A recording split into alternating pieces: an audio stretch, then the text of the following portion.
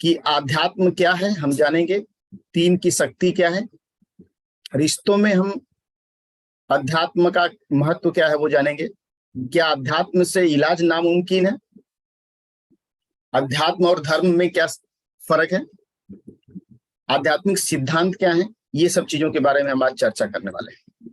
क्या एक आध्यात्मिक व्यक्ति रिश्ते में हो सकता है? बहुत सारे लोग को लगता है कि स्पिरिचुअल लोग मैरिज नहीं करते हैं, ये गलत बात है। संकेत जो बताते हैं कि आपका अपने साथी के साथ आध्यात्मिक संबंध है, क्या ऐसे संकेत है जो बताते हैं कि आपका पार्टनर जो है वो एक स्पिरिचुअल रिलेशनशिप में है? आध्यात्मिक प्रेम और रोमांटिक प्रेम में क्या अंतर, इसके बारे में हम जानेंगे। आध्यात्मिक संबंध बनाने के 5 तरीके क्या क्या हैं, उसको हम यहाँ पे आज बताने वाले हैं। यदि आप या आपका साथी आध्यात्मिक नहीं है तो क्या करें, अगर आपका पार्टनर स्पिरिचुअल नहीं है तो आपको क्या करना चाहिए, और रिश्तों में आध्यात्मिक उद्देश्य क्या है। रिश्तों में हमने बाकी चीजों में आध्यात्मिक सुना है, लेकिन रिश्तों में आध्यात्मिक उद्देश्य है तो उसके बारे में भी हम आज जानेंगे। सबसे इंपॉर्टेंट है, अगर आपको उपवास रखना ही है तो अन्न का नहीं, बुरे विचारों का रखें। सबसे इंपॉर्टेंट बात, अगर आपको उपवास रखना है तो अन्न का नहीं, किस चीज का रखें? बुरे विचारों का। बट हम अन्न का उपवास तो रखते हैं, लेकिन बुरे विचारों का उपवास रखते हैं क्या? तो आध्यात्म क्या है? देखो, हजारों वर्षों से मानवता ने बड़े उत्साह के साथ जीवन और ब्रह्मांड के अंतिम सत्य के उत्तर का पीछा किया है, बहुत सालों से। ये जो है चिरस्थायी ज्ञान उन सवालों के जवाबों का गठन करता है जिन्हें अक्सर आत्म प्रश्न कहा जाता है, जो खुद से सवाल हम करते हैं। ठीक है, कि मैं कौन हूं, मैं क्या चाहता हूं या मैं क्या चाहती हूँ, मेरा उद्देश्य क्या है, इस जीवन में आने का मेरा क्या उद्देश्य है, जीवन का क्या अर्थ है। ये सब चीजें जो है ना, हमको जवाब कहाँ से मिलता है? ये आध्यात्म से मिलता है, लॉजिक से नहीं मिलेगा। ये इसका जवाब आपको लॉजिक से आप नहीं पा सकते हैं। ठीक है, तो आध्यात्मिकता की अवधारणा सोल से निकलती है, आत्मा से निकलती है, जिसका अर्थ है कि जीवन शक्ति या जीवन की सांस, जीवन की जो शक्ति है आपकी, या जो आप ब्रीदिंग कर रहे हैं, जो सांस ले रहे हैं, जिस दिन सांस नहीं आएगी तो आपका जीवन रहेगा क्या? तो आपकी जीवन की शक्ति क्या है? आपके जीवन में जो सांस आ रही और जा रही है। ठीक है, जब हम उस परम शक्ति से जुड़ते हैं तो हमारी आत्मा, जो हमारी सोल है, हमारा जो विद्युत आवेश की तरह जाग जाती है। एक जब हमारी आत्मा जो है ना उस परम शक्ति से जब जुड़ती है तो एक इलेक्ट्रिसिटी का करंट की तरह से, वो जैसे इलेक्ट्रिसिटी की करंट जाती है बल्ब में तो प्रकाशित हो जाता है, उसी तरह से हमारा जो शरीर है, हमारी जो आत्मा है, वो जागृत हो जाती है। जितना अधिक हम इसके साथ जुड़ते हैं, हमारी आत्मा उतनी ही मजबूत और जीवंत होती है। हर बार जब हम खुद को प्रामाणिक रूप से अभिव्यक्त करते हैं तो हम इस शक्ति का उपयोग करते हैं। इसका मतलब क्या हुआ कि जब हम अपने आप को जानते हैं, खुद को जानते हैं, जब तक आप दूसरों को जानेंगे आप कभी कुछ कर नहीं सकते हैं। आप स्पिरिचुअली का अनुभव तभी करेंगे जब आप अपने आप को जान पाएंगे, अपने आप को समझ पाएंगे, और अपने आप को समझना ही सबसे बड़ी आध्यात्मिकता है। ठीक है, तो हम आपको ये समझाएंगे कि आप अपने आप को कैसे जान सकते हैं। देखो, 3 शक्ति है कि आध्यात्मिक मार्ग क्या है और आध्यात्मिक पहलू क्या है। आध्यात्मिक मार्ग तो ये है कि ज्ञान का मार्ग है, एक पहला है। ठीक है, दूसरा भक्ति का मार्ग है, और तीसरा कर्म का मार्ग है। जो तीनों का स्वयं के साथ रिश्ता क्या है, पहले मार्ग से आप जान सकते हैं, दूसरे मार्ग से आपके जीवन के मूल्य क्या है, मूल्यों के बारे में आप जान सकते हैं, और कर्म के मार्ग से आपका सार्थक उद्देश्य क्या है, इस जीवन के प्रति आपका क्या उद्देश्य है, ये आप जान सकते हैं। रिश्तों में जो आध्यात्म का महत्व ऐसा है ना कि रिश्तों में स्पिरिचुअलिटी जो है वो समर्थन और समझ का स्रोत प्रदान करके जोड़ों को एक साथ ला सकता है। जो कपल्स होते हैं उनको हम अंडरस्टैंडिंग का जो है लेवल, ठीक है, और एक दूसरे को समर्थन देने का, वो एक साथ ला सकता है। अगर आप आध्यात्मिक मूल्यों की वैल्यू करते हैं, अगर आप आध्यात्मिक होते हैं, तो आपके कपल्स की लाइफ में ये बहुत बड़ा काम करता है। आध्यात्मिकता जो है तो होती है वो करुणा और दया दिखाने का एक तरीका भी हो सकता है, जो दो लोगों के बीच गहरे संबंध को बढ़ावा देने में मदद करता है।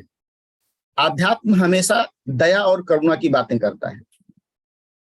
हर व्यक्ति के ऊपर दया करो और हर व्यक्ति के साथ करुणा का भाव रखो।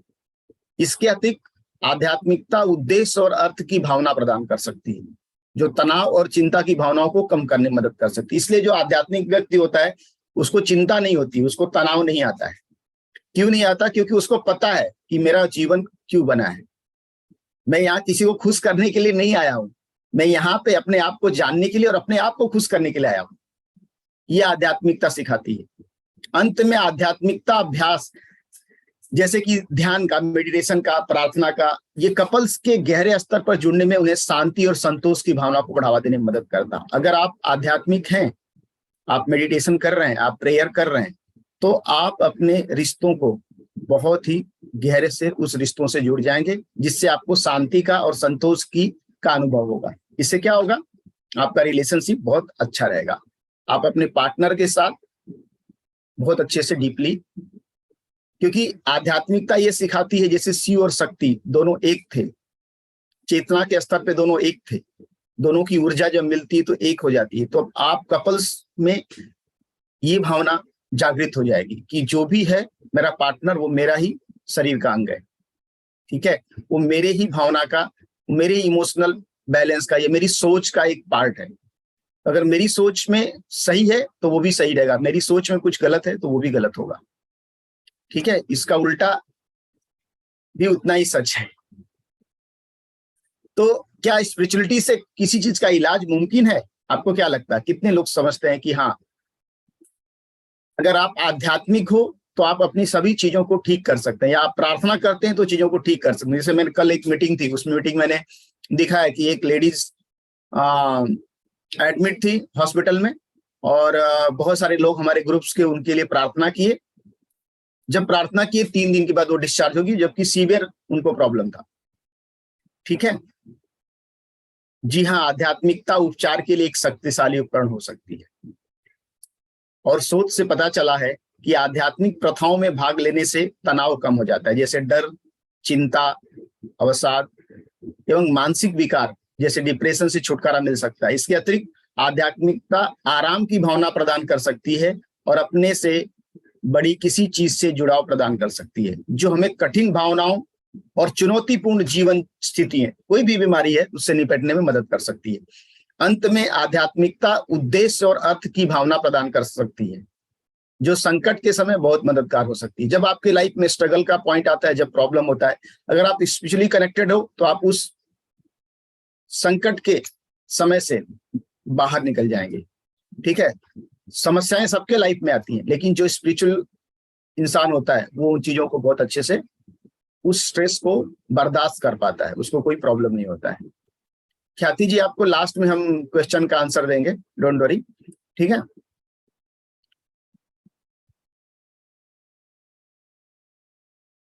देखिए, आप सबसे इंपॉर्टेंट क्या है कि आपको ये समझना है कि आध्यात्मिकता का मतलब क्या है। आध्यात्मिक का मतलब ये नहीं है कि आप पूजा पाठ कर रहे हो, खाली भगवान को आरती बत्ती दिखा रहे हो, या आप नमाज पढ़ रहे हो, या आप मंदिर में जा रहे हो, ये नहीं है स्पिरिचुअलिटी। ये एक उसका एक पार्ट है। स्पिरिचुअलिटी का मतलब ये अलग है, उसको आपको मैं समझाना चाहता हूँ, उसको आप समझ के लीजिए।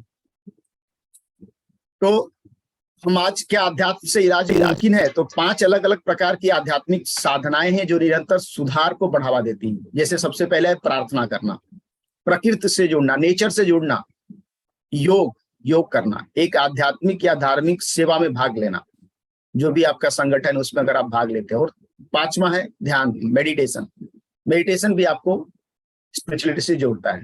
तो सबसे बड़ी बात है कि हम ये देखेंगे सबके बारे में कि आध्यात्म और धर्म में क्या अंतर है।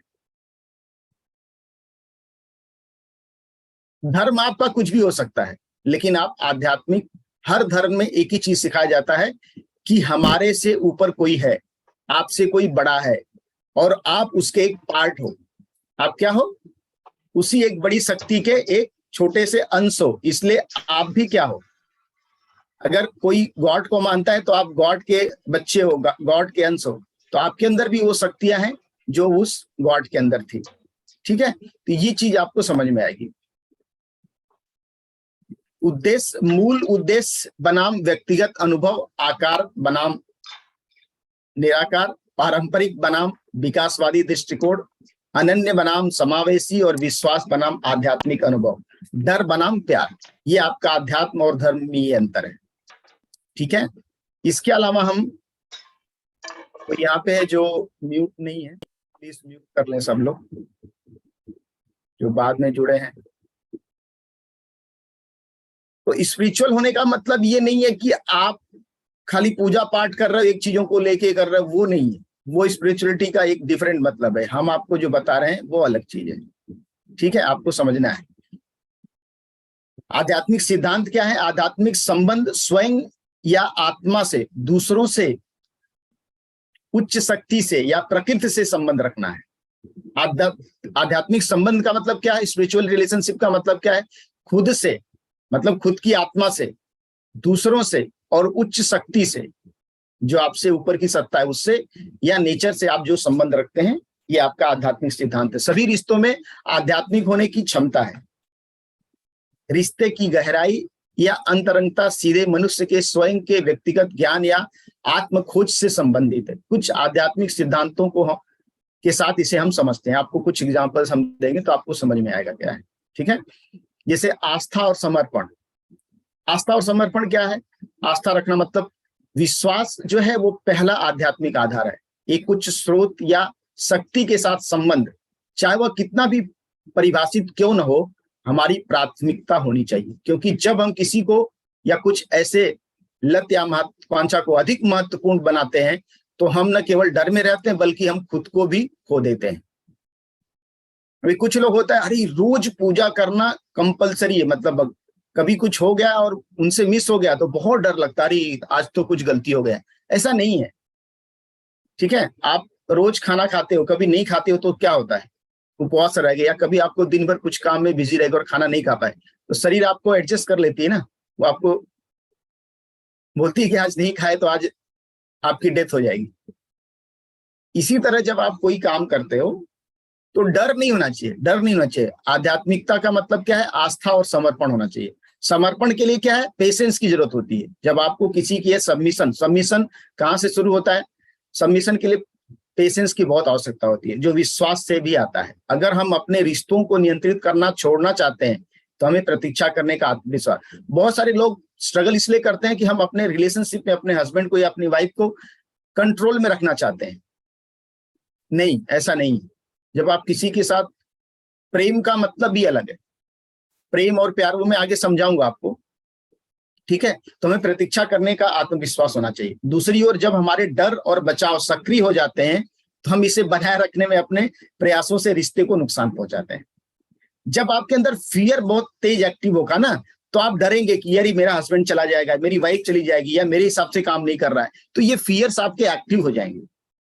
अगर आपको आस्था है और आपको समर्पण है ना, तो आपका रिश्ता आपके साथ कभी भी कुछ गलत नहीं होगा, या होगा तो आप उसको अंडरस्टैंड करेंगे कि क्यों हो रहा है। दूसरा बात है सत्य, ट्रू। कोई चीज का सत्य का मतलब क्या कि हमारा आध्यात्मिक और मनोवैज्ञानिक विकास तब बढ़ता है जब हम अपनी आत्मा के अनुरूप बोलते हैं और कार्य करते हैं। जो आपका मन करता है, जो आपकी आत्मा बोलती है, उस हिसाब से जब आप काम करते हैं। सच्चाई का मतलब यही है। खासकर जब हमें लगता है कि हमारे पास खोने के लिए सबसे अधिक है। विश्वास के साथ हम अपने साथी की नाराजगी को मौका देने और सच बोलने का साहस प्राप्त करते हैं। ईमानदार, प्रामाणिक और दृढ़ संचार खुश करने और हेरफेर करने से के निष्क्रिय और आक्रामक प्रयासों की जगह लेता है। देखो, जो आपका दृढ़ संचार मतलब कम्युनिकेशन का जो पावर है ना, वो बहुत इंपॉर्टेंट है। आप जब भी बात करते हो तो आपके बातों में सच्चाई कितनी है, आप कितना, आपके अंदर फियर एक्टिव है। अब बहुत सारे लोग को स्ट्रेस, डिप्रेशन, ये सब चीजें आती है, या कोई और डिजीज हो जाती है। उसके पीछे रीजन है कि वो अपने विचारों में इतने खोए रहते हैं, उनके अंदर फियर इतना एक्टिव रहता है, या उनके कंडीशनिंग में ऐसी चीजों से वो डरे हुए रहते हैं कि वो सच्चाई को देख के भी सच्चा बोल नहीं पाते हैं। ठीक है, सच्चाई बहुत इंपॉर्टेंट है आपके लाइफ में। ईमानदार होना बहुत इंपॉर्टेंट है आपके लाइफ में, लेकिन अगर उस चीज को आप बचपन में आपके दबाया गया है तो आपसे वो निकलेगा नहीं, या आपको प्रोत्साहित किया गया है झूठ बोलने के लिए, या आपकी कंडीशनिंग की गई है झूठ बोलने के लिए, या आपको कुछ भी, तो वो आपका एक व्यवहार बन जाता है। बहुत सारे लोग बोलते हैं मेरा हस्बैंड मेरे से बहुत झूठ बोलता है, या बहुत हस्बैंड बोलते हैं मेरी वाइफ मेरे से बहुत झूठ बोलती है, क्योंकि उनकी कंडीशनिंग वैसी हुई थी। उनको सच्चाई या सच्चा उनके माँ बाप ने घर पे थे और कोई आया बोले बोलो बेटा मैं घर पे नहीं हूँ। अब बच्चा क्या सीख रहा है? बच्चा तो यही सीख रहा है कि झूठ बोलना अच्छी बात है, घर पे रहते हुए भी वो बोल रहे घर पे नहीं है। तो ये उसकी कंडीशनिंग हुई। इस तरह से वो जैसे जैसे बड़ा होगा ना तो सच्चाई से वो दूर जाएगा। लेकिन आध्यात्मिकता में सबसे इंपॉर्टेंट है कि आपको सच्चाई की तरफ जाना है। प्रेमपूर्ण बिना दखल देने वाला ध्यान देकर एक सुरक्षित उपचारात्मक वातावरण बनाया जाता है। जब बदले में हमें छिपाने की आवश्यकता महसूस नहीं होती है और जोखिम लेने और कमजोर होने की हमारी क्षमता बढ़ती है, तब सच्ची अंतरंगता संभव हो जाती है। देखो, आपका जो फिजिकल इंटीमेसी है, जो आप किसी से प्रेम पूर्ण का मतलब क्या हुआ? जैसे एक एग्जांपल है कि राधा और कृष्ण का प्रेम बहुत निश्चल था। इसका मतलब क्या हुआ कि वो देते थे। प्रेम कभी भी लेने की चीज नहीं है, आध्यात्मिकता लेने की चीज नहीं है, देने की चीज है। ठीक है, ये हम आगे इसके बारे में हम डिटेल में बात करेंगे। लेकिन आपको मैं जो बताना चाहता हूं, दूसरा बात है क्या है? करुणा और प्रेम। करुणा और प्रेम क्या है? करुणा आत्मज्ञान और आत्म स्वीकृति से विकसित हो जाती है, और उसके लिए आवश्यक क्या है कि हम अवास्तविक, अक्षम्य मांगों और अपेक्षाओं पर खरा उतरने के लिए अपने अहंकार की मांगों का समर्पण करें। देखो, आपको अगर करुणा और प्रेम है तो अपने पार्टनर से या अपने किसी भी फ्रेंड से, अपने माँ बाप से आप गलत मांग नहीं करेंगे, गलत अपेक्षाएं नहीं रखेंगे। आप वही चीज का मांग करेंगे जो सामने वाला दे सकता है या कर सकता है, या उसके अगर आपके अंदर अहंकार है तो आप करुणा और प्रेम को आपके अंदर नहीं आ सकती। आपके अहंकारों को दूर करना ही आपके अंदर करुणा और प्रेम को विकसित करता है। जब हम अपने और अपने साथी के कोमल बिंदुओं और संघर्षों को समझते हैं, हमारे ट्रिगर कम प्रतिक्रियाशील हो जाते हैं, तब हम अपने साथी के विचारों और भावनाओं को व्यक्तिगत रूप से लिए बिना किसी निर्णय को सुन सकते हैं। देखो, ट्रिगर्स आपके लाइफ में जो बनते हैं ना, जब आपके साथ, जब आप बचपन में, जब आप छोटे थे, कमजोर थे और आपको दबाया गया, आपको कोई चीजों, आपकी मांगों को पूरा नहीं किया गया, या आपके साथ सही चीज नहीं की गई, तो आपके लाइफ में ट्रिगर्स बनते गए। ट्रिगर्स मतलब आपके इमोशंस डिस्टर्ब होते गए, और वो ट्रिगर्स जो होते हैं ना, जब आप बड़े होते हैं तो वो ट्रिगर्स एक आपको रोल अदा करते हैं आपके आगे करुणा और प्रेम की भावना को विकसित करने में।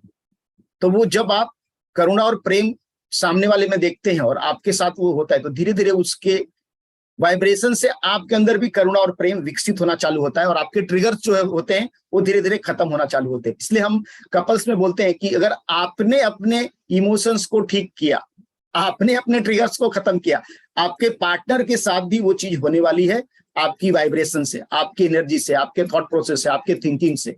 तो करुणा और प्रेम आपको विकसित करना, न कि आपके पार्टनर को। तो हमारे साथी के साथ आपसी सहानुभूति के पुल हमें अपने और एक दूसरे के लिए स्वीकृति और करुणा के गहरे स्तर को प्राप्त करने की अनुमति देते हैं। हम उम्मीदों और विचारों से चिपकना बंद कर देते हैं। हमें और हमारे साथी को कैसा होना चाहिए, हमको उम्मीद नहीं रखना है कि ये मेरे लिए ऐसा करेगा। इससे आप दूर हो जाओगे अगर आपके अंदर करुणा है और आपके अंदर प्रेम है। इसके बजाय हम अपने स्वयं और अपने साथी दोनों को अद्वितीय और प्रेम अनुभव करते हैं। प्रेम का मतलब ही समर्पण है, सबमिशन है। प्रेम का मतलब ही, करुणा का मतलब ही आपके अंदर दया भाव होना, करुणा होना। ठीक है, बहुत इंपॉर्टेंट है। हम आप आगे, क्या एक आध्यात्मिक व्यक्ति रिश्ते में हो सकता है? बहुत सारे लोग को क्वेश्चन होता है। स्पिरिचुअल लोग तो शादी नहीं करते हैं, वो स्पिरिचुअल नहीं होते, वो सन्यासी होते हैं। सन्यासी और स्पिरिचुअल होने में बहुत फर्क है। ठीक है, तो हाँ, एक आध्यात्मिक व्यक्ति बिल्कुल रिश्ते में हो सकता है। वास्तव में रिश्ते आध्यात्मिक विकास के लिए बहुत फायदेमंद हो सकते हैं। अगर आप स्पिरिचुअल हो तो आपके रिश्ते बहुत अच्छे हो सकते हैं, क्योंकि वे एक नए आध्यात्मिक विश्वासों और प्रथाओं की खोज और आध्यात्मिक अनुभवों को साझा करने के लिए एक आधार प्रदान कर सकते हैं, एक प्लेटफॉर्म देते हैं रिश्ते। ठीक है, इसके अतिरिक्त रिश्ते जो है कपल्स के लिए समर्थन और संबंध का एक मजबूत स्रोत प्रदान कर सकते हैं, जो उनके आध्यात्मिक संबंधों को गहरा करने में मदद कर सकता है। उनके स्पिरिचुअल रिलेशनशिप को और डीपली लेके जाता है। ठीक है, अंत में आध्यात्मिक यानी धन की अपेक्षा करना या सबका त्याग करने के वन में फिरना नहीं है। बहुत सारे लोग को लगता है कि सन्यासी बन जाना आध्यात्मिकता है। नहीं भाई, आध्यात्मिकता का मतलब है कि सांसारिक गतिविधियों में अपने धर्म का पालन करते हुए उस परम सत्ता से जुड़े रहना है, जो आपका हायर एनर्जी सोर्स है, आपका क्रिएटर की एनर्जी से जुड़े रहना ही आध्यात्मिकता है, न कि घर बार छोड़ के वन में फिरना ही आध्यात्मिकता है। वो सन्यासी उसको बोलते हैं। ठीक है, तो ये दोनों में फर्क है। देखो संकेत क्या है, संकेत जो बताते हैं कि आपका अपने साथी के साथ आध्यात्मिक संबंध है। सबसे पहली इंपॉर्टेंट बात है कि आप भरोसे की गहरी भावना महसूस करते हैं। अगर आपके अंदर भरोसा है, आपके पार्टनर के ऊपर आपका भरोसा है, तो ये दिखाता है कि आप आध्यात्मिक हो। अगर आपको अपने पार्टनर पे भरोसा नहीं है तो आप आध्यात्मिक नहीं हो। आप सुरक्षित महसूस करते हो, जिस भी रिलेशनशिप में हो आप अपने आप को सेफ मजबूत करते हो, फियर नहीं है आपके अंदर। अगर आपके अंदर फियर है तो आप आध्यात्मिक नहीं हो। आप फैसले के डर के बिना खुलकर और ईमानदारी से बात कर सकते हैं। आप समझ और करुणा की एक मजबूत भावना महसूस करते हैं। आपके समान मूल्य और विश्वास है।